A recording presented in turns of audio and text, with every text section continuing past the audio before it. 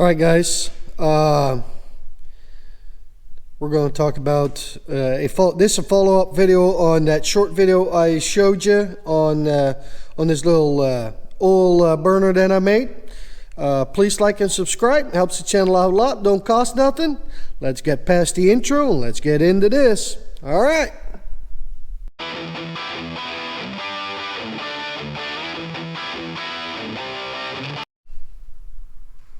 All right, guys. I did a job for a guy. Well, actually, it's the guy who holds my scrap metal, and I did something for him. He had some trouble with his vehicle, and I just ran out to his house, helped him out for, I don't know, an hour, if that.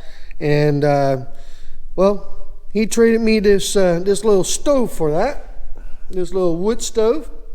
And I was, well, I can use this little stove because it has a smaller footprint. That's why I really like this one. It doesn't take up a lot of room. So, and then I welded up. This here is a 6-inch pipe that holds the used oil. It's supposed to hold a little over 2 gallons, 2.5, somewhere in there.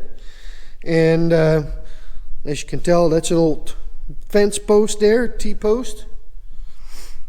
Cut that up and bolted it down to the stove. Then I welded a steel nipple on there and got me a little valve. And then I put a T on there, and then I welded in this bushing here, I welded a little nipple on it so it would drip on center, and then this way I can see the flow of the oil coming through.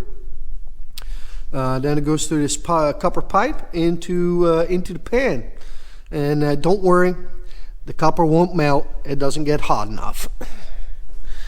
And if you're not sure about that, look up and Google it. It'll show you what how much heat it takes to melt copper. So anyway, so this is the inside. So it used to have another grate right here for your wood. I yanked all that stuff out because I didn't need any of that. And then I made me this little pot. Now, so I cut the hole out right here because this here is designed on the draft from the chimney. So now all the air has to come through the bottom, which means it comes through here, right there. And as you can tell, it's got a bunch of little holes in it. And then the oil will come right here onto the side. And you know, this is the soot that's in there. That's for a week's worth of burning. So I'm gonna have to clean that out a little bit. What I use is, I use just a little bit of diesel to get it started. I don't know, half a cup of diesel, and then I grab a little squirt of gas, throw a piece of paper in there, lights right up, and then you let it burn for a minute or two. You open up the valve so the oil starts dripping, and then when everything gets hot enough, it takes off. And that's all it takes, guys. This here's an 8-inch pipe I used.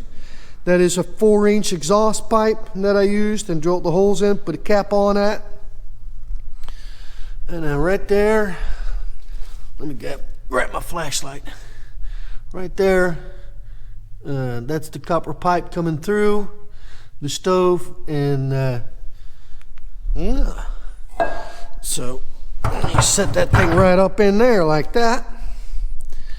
And you can tell it drips right here on the edge in there. So, and you don't need a heavy stream, just a little bit. And that was the other reason why I set this container fairly close to the stove, because when that oil heats up, it will flow a little better, it will burn a little better. So then you have to turn down the valve a little bit. That's the only thing, that's the only downfall to this thing here. It takes about 15-20 minutes to get fully heated up, to get the oil warm. So the first 15-20 minutes, I mean, you cannot leave this thing unattended.